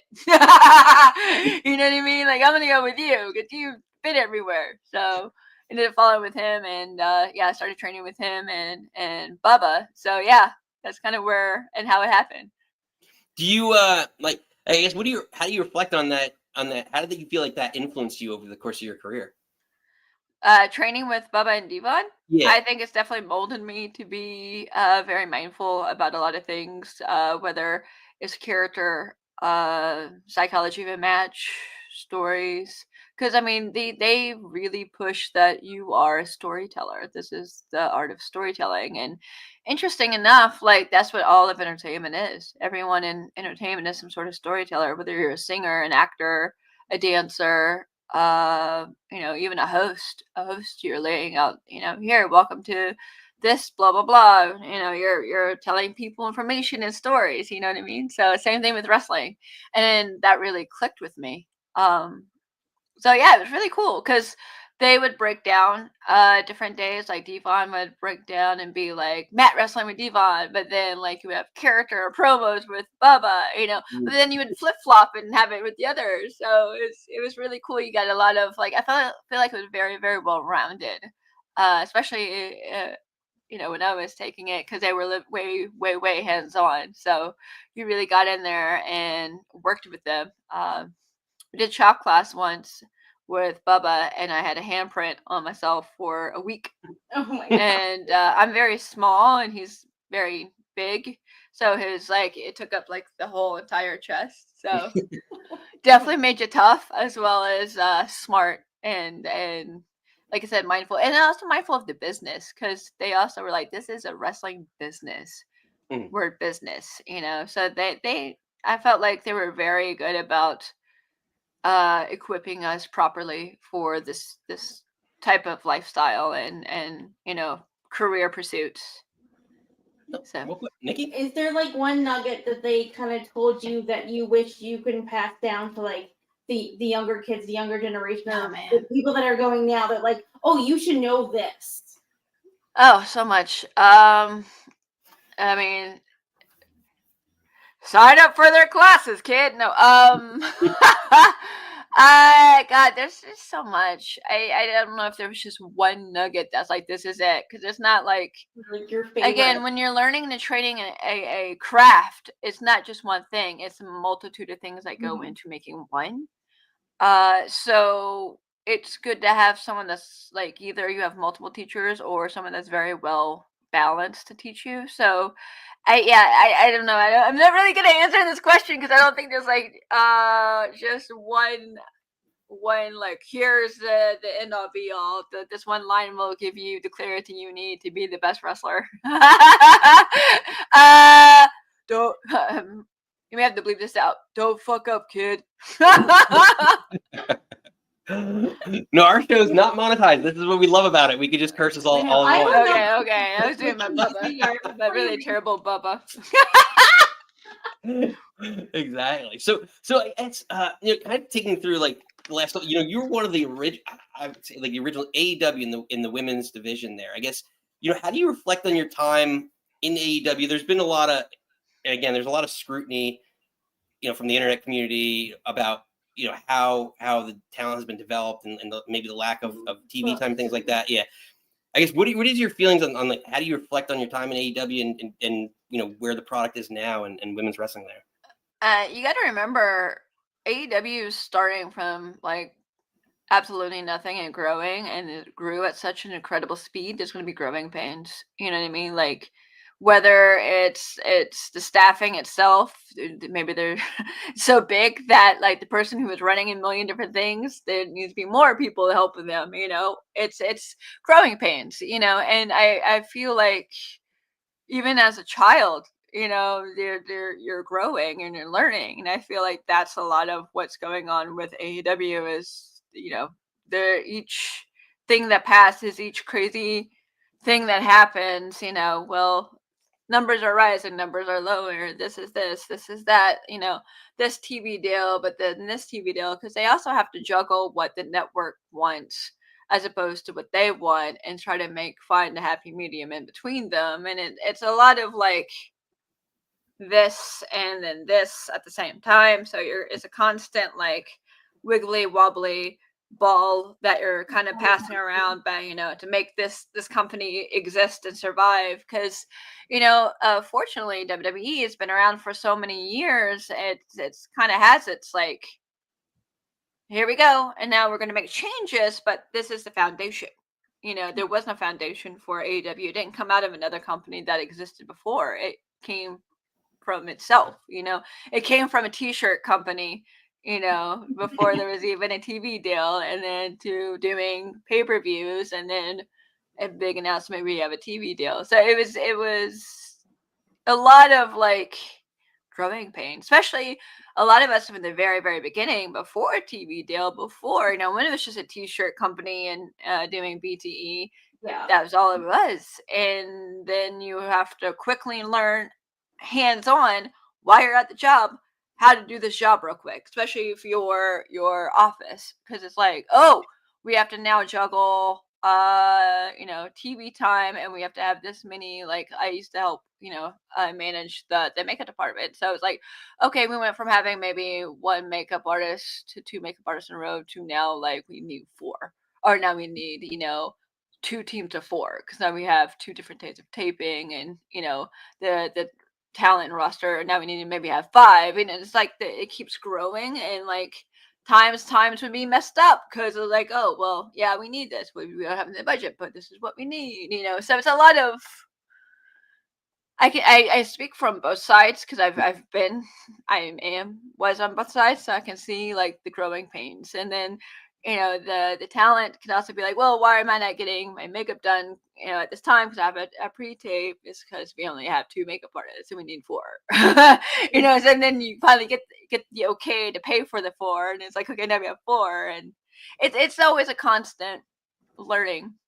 And I feel like they're still going through that. I'm not there in person to see exactly, but I mean, there's a lot of people, I mean, I hear rumblings and stuff where it's like, well, I don't like this, or this doesn't make any sense, but they're probably trying to figure out what works for them. You know what I mean? Like, well, we have this happening right now. Okay, well, this isn't working, let's change it. But it's live. It's not like there was like 30 years of no internet for people to not see the growing pains. You know what I mean? It's like when a wrestler starts off in their career nowadays, as opposed to like 20 years ago, you're seeing their first match, and sometimes their first match is like on YouTube or streamed live, and people are seeing their very first match and their blunders and their mistakes, and like they're being judged immediately for that, and they have no real room to grow and make mistakes, because that's a part of learning to be a better entertainer, is making those mistakes and learning from the mistakes, because that's actually when you learn, is when you make the mistake. So I feel like the same thing is happening with AEW. They have to make those mistakes in order to learn from them. Granted, they're doing a lot of good stuff, so I'm not saying they're making a lot of mistakes, but like, I feel like the flack they're getting is people not giving them the grace to figure out what works for them. Same thing with, a new wrestler starting off. They have to figure out, well, this gimmick sucks. Well, they're just starting. Let them figure it out. Or maybe it's even they're not just starting. You're still trying to figure out who you are. But I feel like everything nowadays, not just in wrestling, but in everything, is under such scrutiny and judgment, because everything's so like, here are my thoughts on the internet. Like, okay. Exactly. Everyone's an influencer, right? Like, So.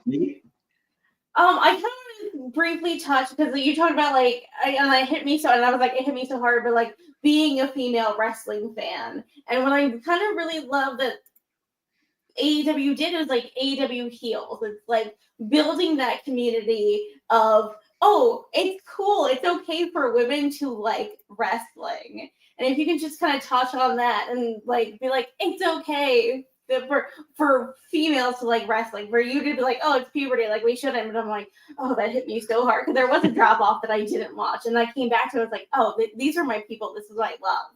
Yeah, it's heels was actually one of my favorite things I did. As a performer, but also as Office, it was so gratifying, because you can see people who were looking for just a place to be themselves. Because again, going back to the internet, there's so much scrutiny nowadays. Like, if you don't fit this little box that someone really wants you to fit in, especially as a wrestling fan, well, you like, how many members would be like judged or questioned? Oh, you're a wrestling fan, then what happened in 1992 at this pay-per-view, the blah, blah, blah. If you're a real wrestling fan, you would know this. And it's like, whoa, you're like, why, because you're a woman, why do you have to be like challenged? Yeah. That you actually like something that's a male-dominated sport.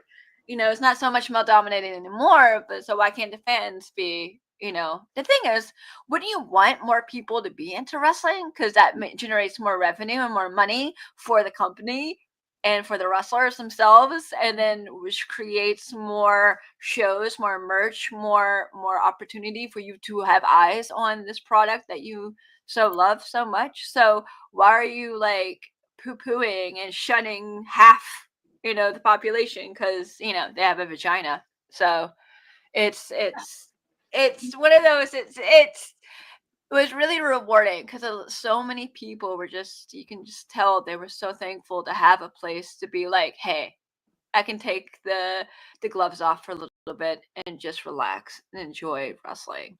Just enjoy. Like we talked about silly things, we talked about serious things, who was your crush, and then we had everyone under the spectrum under there too. We have people going through transitioning, you have people who are gay, you had everything that was like kind of not really super accepted by the white male cis fan, and we gave them a place to kind of call home. So I believe there's actually because I'm still in the group, a heels party tonight. So hope they're having fun. It's a big pre-Thanksgiving one. So I think they're even giving out 2 pay-per-view views, tickets, something. I missed part of exactly what the giveaway was, but they're doing a giveaway. So it should be a fun time for them. So yeah, it's interesting. Actually, I just did the big event signing and I had a couple heels come by and see me, and I was like, oh my god, this is so great. So it's still wonderful because I feel like it's not just fans, it's community and a family. They like, it's almost like, I would say a sorority, but like a sisterhood. You know what I mean? Where everyone just feels safe, and it's like, you know what? Like you said, these are my people. Yeah. So we got to touch on it. Like, obviously, you're in AEW, you're in NXT. What you talked about kind of the growing pains, so to speak, with AEW. Kind of similar, obviously, a little bit bigger of a machine established with WWE. But what are the similarities and I guess differences between NXT and AEW in terms of, I guess, the development, the training, the growing, like the backstage, everything in general? I mean, because I've also got to do Raw, SmackDown, main event, so it's all very similar. It's when you do TV, even with TNA, all TV taping, you have to there's a lot of things you have to be mindful for, which is like work the hard cam, live shows when you're doing like a local live show or those type of things. You may not need to really necessarily worry about the hard cam. They have a hard camera, but the thing is, a lot of times, especially with like Dynamite, Raw, even with like NXT, they wanted you to really work the hard camera because you're playing for several hundred people here, or maybe several thousand people here, but you're going to be playing for millions watching. So that was a big thing they had to push, especially as a performer. You really need to be like, okay, where are my cameras? And I feel like even today, I mean, even as any sort of performer, you need to know where your mark is, where your camera is. Even if you're not supposed to look in the camera, you got to know where the camera is, so you're in the scene and you're not covering your partner in that scene as well. So those are things you always have to think about as a performer. As someone who is backstage, it's just a lot. There's so much that goes into it that you don't even realize, like the amount of like crew you need and the setup, and because it's not just having a ring and setting up the chairs, and like barricades. You have a very structured, crazy lighting system that is connected to like an electrical grid that's also connected to sound. The sound has to work in every building you go into. We have a bunch of TV trucks, and the TV trucks have big satellites on it, and that's where they do all the live editing. It's all live edited. Well, for the live show. So they're like doing that on the fly as it's going there. You have like the agents with the headphones and the little watching, and they're the ones like camera, boom, boom, boom. All right, we're about to do this. And they let the people who are filming and editing know what the spots are or what are about to go in commercial. We're in commercial, so don't do your crazy high spot in the middle of the commercial, obviously. So there's earpieces. The microphone goes directly from the agent to the ref. So we're going to commercial. Tell them to not do the thing. Or, no, we're not there yet. Got to come up with 2 more minutes worth of stuff. We're not in a commercial yet. It can get crazy. Or you have to kind of match really quickly because of you got sponsors. You have to make sure there's room for the commercials because if not, you lose the sponsor and you lose thousands to hundreds of thousands of dollars. So you have to everything's so meticulous when it comes to this little promo into this little segment into this live promo. And so if someone who's in the first segment takes too long, it cuts the time of the last segment drastically. So it's very meticulous, and that's on all sides, whether you're WWE, AEW, even TNA, because even when you're when I was doing Blue Pants, I would be back there when they're okay, blah, blah, blah, blah, blah. We're about to go here. Okay, now this is about to where the commercial would be. Boom. They would have those people also running it. And then you also have people all right, so this is what you need to know about this. Boom. And it's really fascinating. I found all of that super fascinating to be boom, boom, boom. Because when I did radio TV production in college, it was very similar because when you do live newscasts and live casts like that is very much almost exactly the same, where you have the guy going boom, boom, boom, going from camera B to camera D, and then we got to make sure, okay, now we're about to go into the weather. Okay, now boom, so it's a lot of juggling. But with wrestling, there's so many different variables that you're not expecting. And then as technology and things get more advanced, you have the sweeping camera, so you have the guy who does sweeping cameras. You have so many interesting technical aspects. We had a lift. I think almost every place has a lift now, but we had the Cody lift, as we called it. So you had to worry, all right, gotta get the lift set up for that. Okay, boom, all right, then the lift's ready. Now, boom. All right, now we're going in for commercial. All right, here you goes, Rise. It's all about the timing. You have to learn that timing of how long it's going to take the lift to go up and then him to come out and the smoke and the camera. And the guy on the camera has a headset, so he has to know when to run up. And, it's so many things you have to juggle that as a fan, you don't think about. You just think about the wrestler coming out and beating someone else up and call it a day. Again, and indie shows are so much fun because you don't have to worry about juggling all of that. You can just be a little bit more freer to tell a story, or something messes up, you just go on the fly. I mean, granted, a lot of stuff gets messed up on TV. They have to go on the fly and cover it there. Well, this didn't work. All right, try this. You got 30 seconds, figure it out. So it's so it's really crazy. I remember a funny thing. You get times while you're in the ring. A lot of times before I had my hearing aids, I would just rely on the person I'm with to kind of follow their lead. And I mean, I could still hear, so I would hear the times or whatever. But the first time I wrestled and I had the time, I heard Bryce go, "You have 2 minutes left." And I literally stopped and went, "Thank you. I'm not supposed to respond to that." It was I heard it so loud and clearly. I was like, "Thank you." I was not supposed to acknowledge that. So it's interesting. It's such a technical, it's fascinating, but it's so much you have to juggle, and that's just part of it. You can tell how passionate you are about it too. I can tell you really enjoy the inner workings of it. You can tell someone's really immerses himself in it and really enjoys it. Nikki, any other? Do I get to do my fun question? Well, do you want to do that, or do you want to go to our guest caller? We cut him up before you came. If you want to go, let's bring in. So we cut him up before he came on. He's a regular. We have one of our guests on our show. His name is Steve. He's got a question for you, Leva. Okay. Steve. Hi, ma'am. Thank you for joining the show tonight. Thank you for having me. You were touching on, oh geez, I had two questions. I have to pick one. Okay, you were touching on the TV production aspect. What one wrestling TV show would you like to be involved with from a production standpoint, and what would you do to what would you like to do to improve that show? Wow, put me on the spot here. I don't know. I don't know. I don't know. This is one I really have to think about. It's going to be sitting here in silence from because it's one of the. I feel super blessed. I've got to at least dabble with almost every one of the big quote unquote big companies.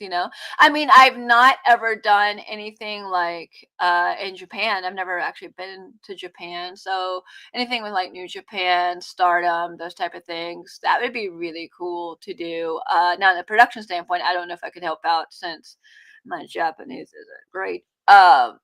Actually, my Korean's a lot better than my Japanese, but I don't think there's not too much Korean wrestling. I mean, as a person, because I've never been there, it'd be really cool to do Japan, and plus it'd be interesting to see how they do it. Because especially something with the Wrestle Kingdom, they have so many intricate entrances. Like, how did you get a DeLorean in there, and a dinosaur or whatever? Like, how did you fit this? Where do you store this? Like, how does this work? So it'd be interesting just to see how it works. Anything here to enhance?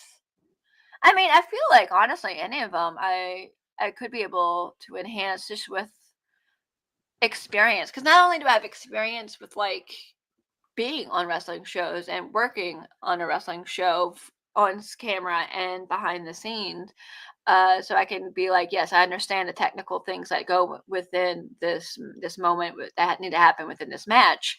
But I also come from a very diverse background where I do have strong theater, film, and TV experience. Like, I've had a lot of short films and other small weird things that come out. So I've been on set. I've seen how this works. I've studied radio TV production, where I've done newscasts and had to work on editing a live show, so I've seen how that works. I know how this works. I've done tons of live performances. I do comedy. I do all sorts. Like, I'm literally training right now to do improv comedy. So it's one of those. I come from very different. It's not just a wrestler. You know what I mean? I do a lot more than just wrestling, and so maybe if I don't know if I want to do just a coaching thing, because I just feel like I still have more to offer as a performer. Like, that's why I've been really focusing on acting and taking all these weird acting comedy classes. But I feel like that could be something that could really help, because I remember, I don't want to name some names, but I actually used to do improv games with a really, really good friend of mine who was trying to get out of her shell because she wasn't very confident in her promos. So I'd make her play improv games with me. And the thing with improv games, you're not thinking about how cool you look or what you're trying to do. You're just trying to just react in that moment and live in that moment. And I feel like that definitely opened and broke some of the walls that she had put up for herself. So I feel like that could be very beneficial for a lot of performers. Because especially people who come from an athletic background, they have never studied theater or public speaking or even character work.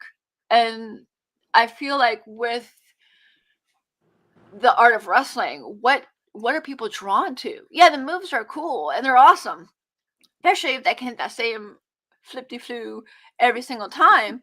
But people are also drawn to the characters. They want to feel something. They want to feel a part of the story. How can you take an audience and captivate them and draw them in with you? How do you get them to give a shit about you and care about you? Do they sympathize with you? Do they hate you? Do they want to meet you in the parking lot and take your firstborn child because you're such a jerk. Like those I think really resonate with people. And I feel like just from years and years of experience as performers, that's something I could help mold, I think, with certain people or with anyone, I guess.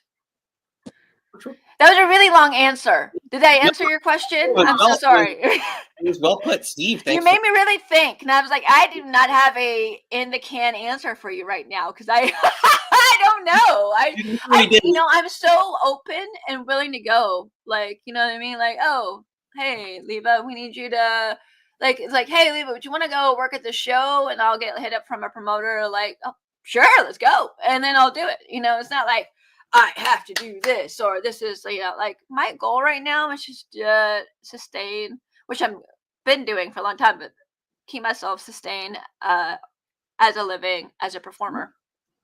Exactly. Purely. So, and it's really cool that that's the main goal I had in my life, and I'm still doing it. So, Love it. Exactly. Living the dream, right?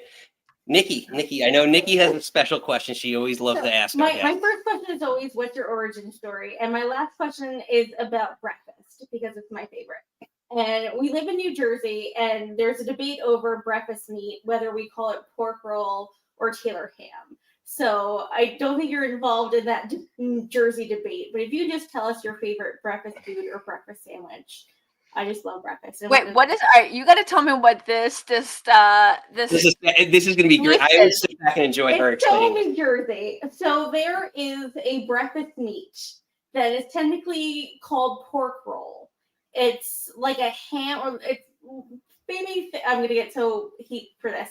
Like thicker than Canadian bacon, but thicker than ham. So it's called pork roll, but there's a brand called Taylor ham. And depending on where you live in New Jersey, is if you call it pork roll or Taylor ham. It's very much you could get a lot of heat in New Jersey depending on what you say. If you say wow, the wrong part of town, you'll get scolded.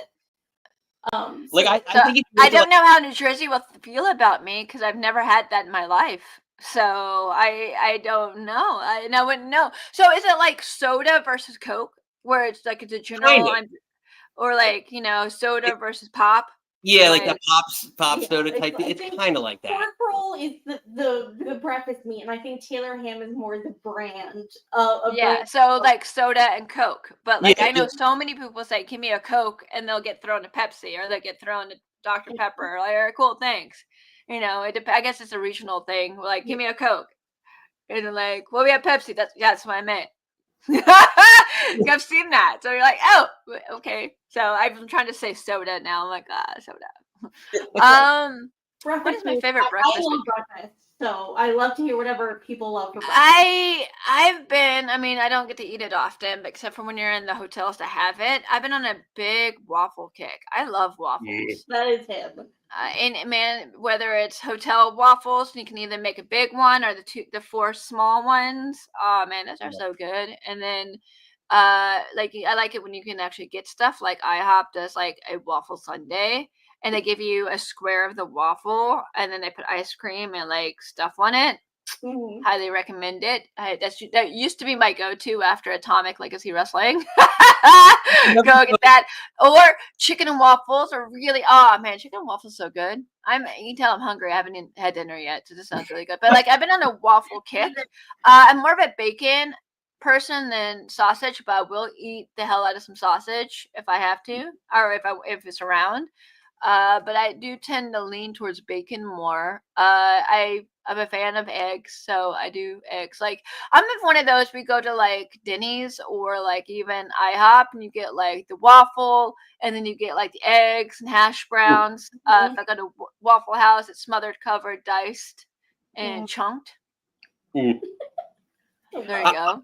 I think if you went to South Jersey, right? Because South Jersey is pork roll, if I'm correct. South Jersey is pork roll. So I think if you went to South Jersey and you cut a promo and just said I had a Taylor ham, I think you get the most heat. You might get the most. You know what? I need to write this down. So if I ever have to be a heel in South Jersey or North Jersey, I can just flip flop. Yeah, just flip it. I write this down. Cheap heat, got it. Boom. All right. Exactly.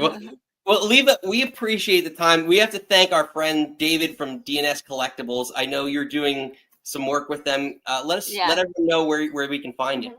Okay. Actually, since he was the one that set us up for this awesome interview, I'm going to point right to the side of me, right here. I will be at WrestleCade with DNS Collectibles. I will be there Saturday, all day Saturday, and Sunday. Where we have all sorts of cool stuff to buy, like 8x10s. You can get photos with me. I'm doing a librarian photo op, I believe. So if you want a picture with me as the librarian, I'll have fun books and stuff with me. That will be. I'm not gonna share which exact date that is. I'm just gonna have the librarian outfit with me the whole time. Like, all right, time to change. Okay, blah, here I am. So, but yeah, that's going to be available. I'll have some other cool stuff, like some of my small keychains and like probably the posters and stuff. So all sorts of cool stuff you can find from me. That'll be actual at WrestleCade. I'm wrestling for Ladies Night Out. That'll be on Sunday as well. We also have a virtual live signing Saturday night. I feel like I'm not going to sleep at all because I'm doing from point A to point B to point C to point D to point get on a plane.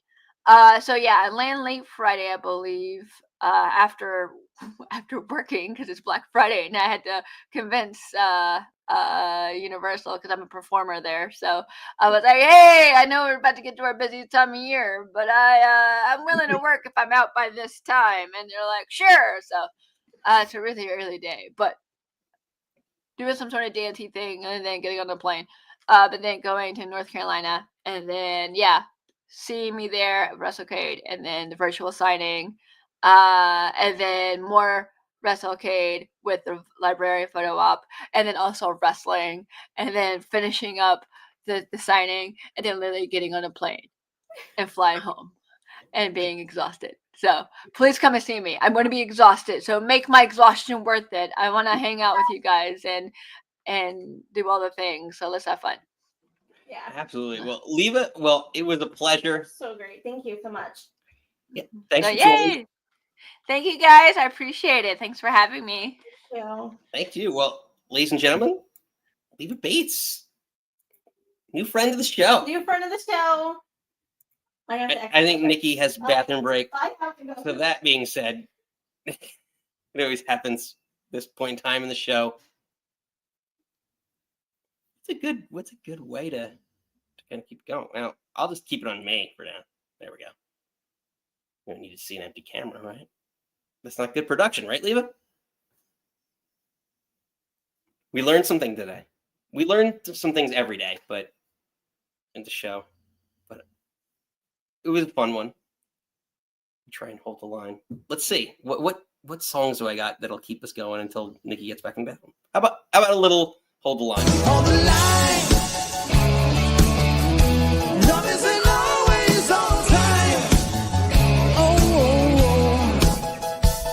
Hold the line. Love isn't always on time. Oh, oh, oh.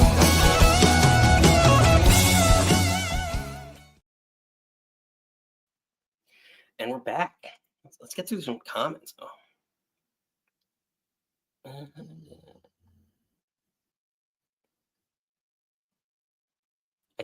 I think that was it's a good comment, Steve. I don't know if I should read it. But it's been a fun one. Actually, we still got someone on the line. Let's bring him back. I kind of come up. Good question, since Nikki's taking spin. Steve Ed. Oh. Hello. Yeah, you're unofficial co-host. I'm kicking Nikki out. There we go. Look at that. You became co-host. You've been upgraded. I thought my shift was over. Yeah, you know what I did? We kind of unofficially fired Nikki in for the show. Acknowledge me.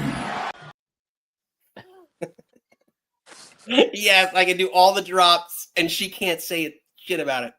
This is great. Not till she replays it later. No. Yeah, fair point. Fair point. What a great interview that was, by the way. Well, thank you. Yeah, Lee was a lot of fun. A lot more the production side of wrestling than than we've seen in previous, which is fun. I love that idea.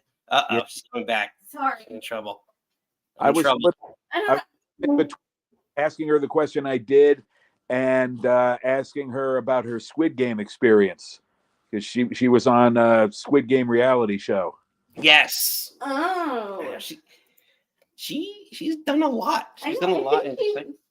No, I'm just gonna go to her. I think she really loved her question and it really made her think. And after she kind of like noodled on it, I think she gave a really fun response. Exactly. So, well put. Steven, you asked the hard-hitting questions for us. So, I acknowledge me. Acknowledged. Well, Steve, thank you for co-hosting. I during literally yelled, I was like, I Nikki's need to go to the facilities, call Steven. Well, since we didn't do it earlier. Oh, Beepo Bada Bop. Steven! Oh boy. Should I? No. How dare you? Or I could give him the other one. It was a good call. It was a great call. He's a real ring-a-ding-dong dandy. Thanks, guys. Great call. The regulars showed up tonight. I'm sorry. I literally worked and then ran down here to do the show, and there was no time for facilities. Yeah. I just feel absolutely blessed to have such a great group of callers, a great co-host. All that said, though, incredible team effort, and I feel so lucky and blessed to have this opportunity and be here and be part of this. Everyone here, give yourselves a round of applause. This is unbelievable. Thank you, guys. Well done. So, Nikki, one more drop before we get out of here. Oh, God, Lord. It's closing time. We're already into SmackDown. Closing time. Let's go to Triple H to send us out. Thought we had a spectacular event tonight. Very excited that so far everybody seems to have come out unscathed. Banged up, bumps and bruises, but nobody seriously injured, which I always hold my breath on these events. You want to see people have the best outing that they can possibly have and make memories, but do it safely. And we were able to do that tonight. We were. And if you haven't done it yet, make sure you hit the like, subscribe. We haven't done that all show, except in the videos. I try and keep that subliminal messaging, not so subliminal. But that being said, it has been a blast. We will see you next Friday, where we are previewing WWE Survivor Series. War Games! Let's go. So get ready. Lordy. Phone lines, it's going to be an open bar. Phone lines are going to be open. No private event next week. So get ready to call in. But that being said, Nikki, hit it. You don't have to go home. But you can't stay here. Bye.